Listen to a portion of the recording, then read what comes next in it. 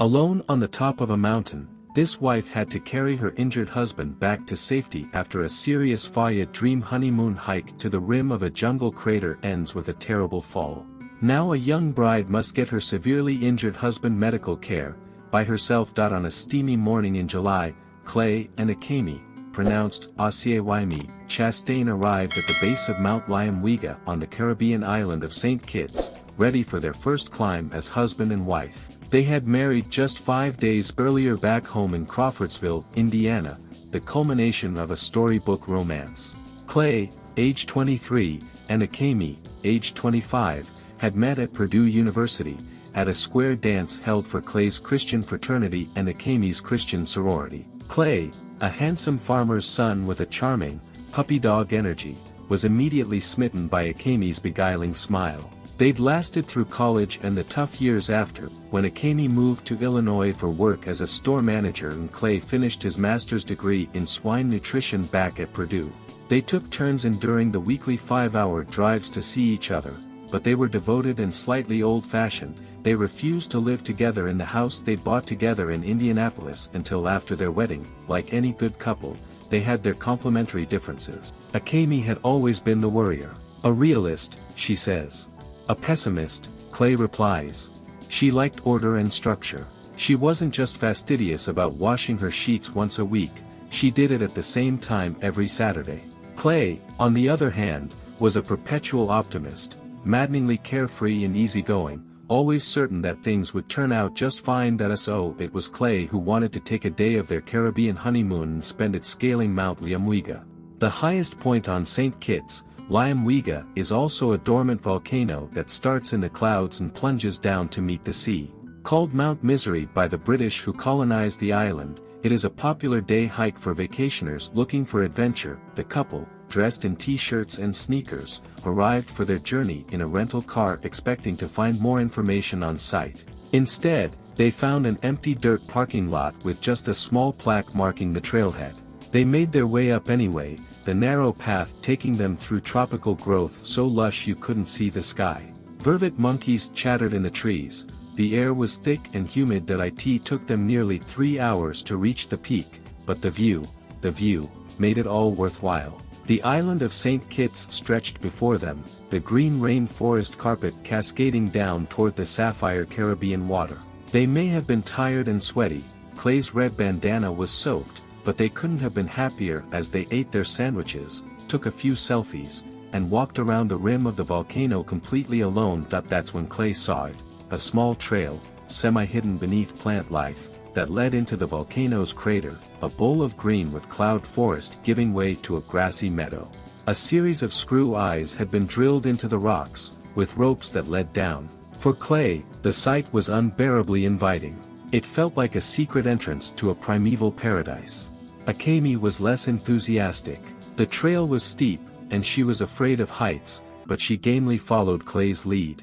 After just a few minutes of descent, though, she'd had enough. She told her husband she'd wait on the rocks just off the trail while he went exploring. "Just be quick," she said as she watched him set off on the precipitous path, zigzagging while clutching the rope. A few minutes later, she heard a crash, a noise that sounded like a large branch snapping, followed by the sound of something big rolling downhill. "Clay," she called. "Silence!" Acaimie fought back a flutter of panic. She hadn't heard anyone call out, after all.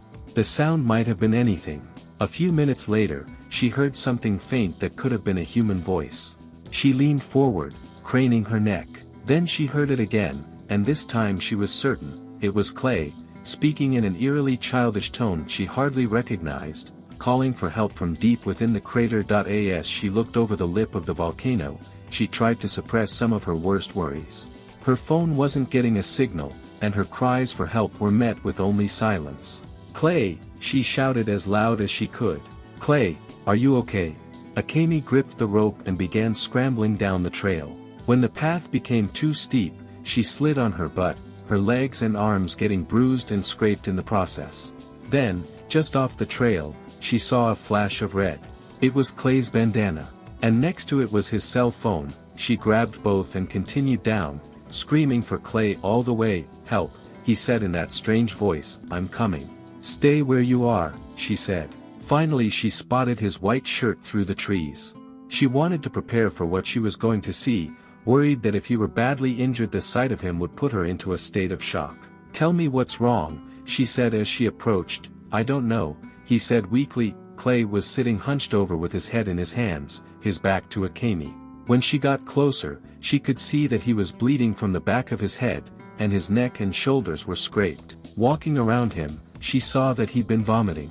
Blood ran down his face. Perhaps the rope he'd been holding had snapped, or maybe he'd just missed a step, but it was clear he'd fallen a long way. He was badly concussed.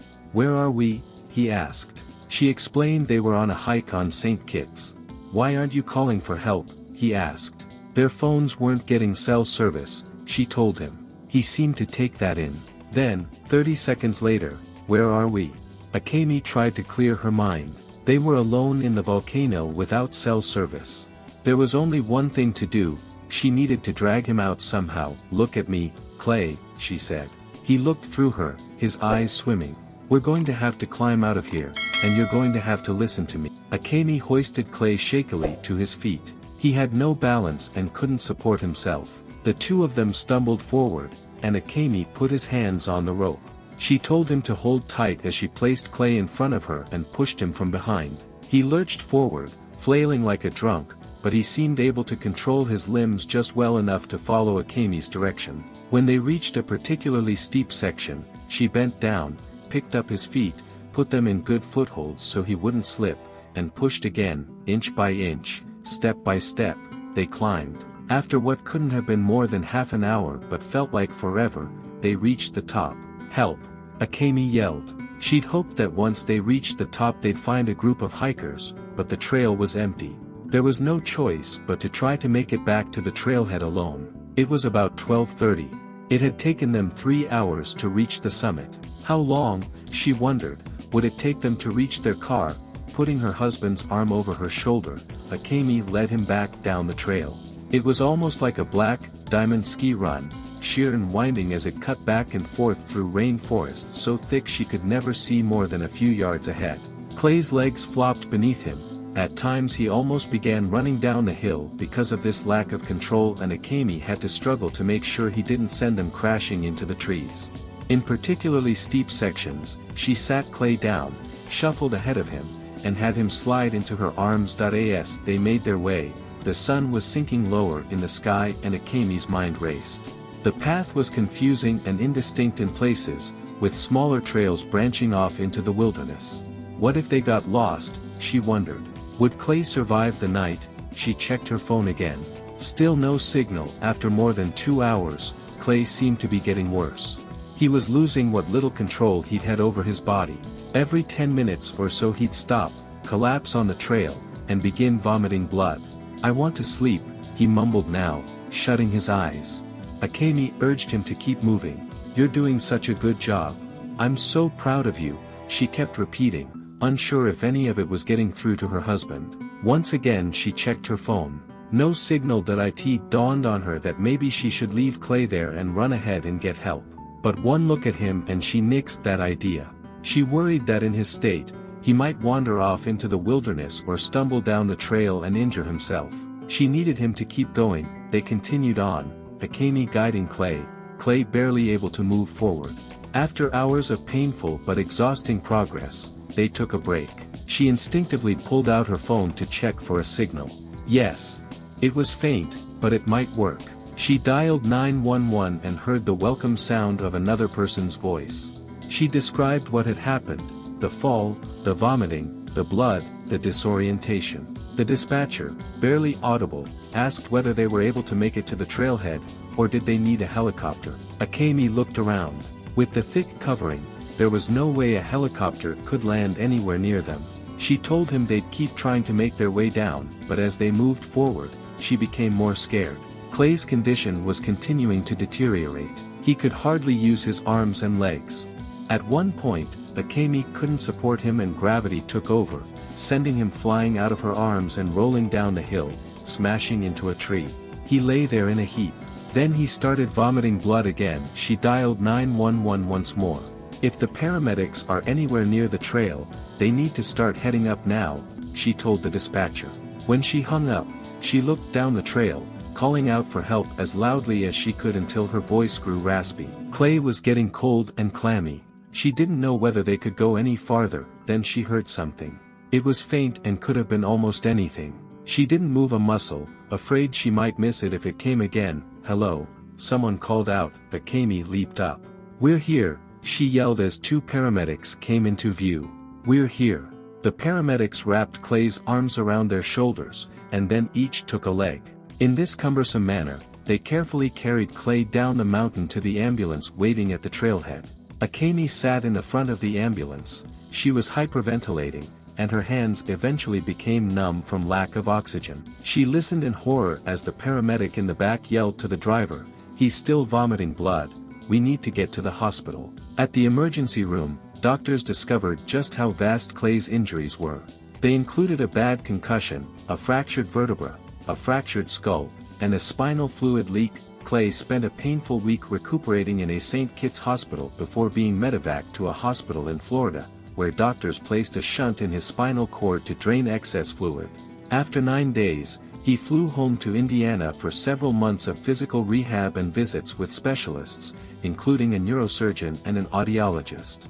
But he was alive. And as his mind slowly cleared and the enormity of what he had endured became apparent, Clay was amazed at what his wife had done for him. Today, the couple are in their new home in Indianapolis.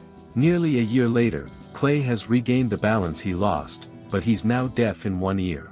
"It's really not that bad, a minor inconvenience at worst," he says, ever positive. When Clay and Acaimie think about what happened in St. Kitts, it's with a strange mix of emotion. A honeymoon is supposed to be a chance for connection, an island of time in the midst of a busy life for people to truly get to know each other. But even though their honeymoon had turned into a nightmare, it cemented their relationship. The words, "in sickness and in health," were no longer just a quaint refrain said in front of friends. To see one's partner under the most awful conditions imaginable had created a kind of intimacy that was different from what they'd had before. "We got shell-shocked, but in a good way," says Clay today. "You realize what you have. And you become so thankful." We are producing videos on Tuesdays and Thursdays here on the channel. If you liked it, don't forget to leave your like and activate the notification bell to stay on top of all the news. I'll wait for you in the next video, but before leaving the channel, let me tell you, just one more story.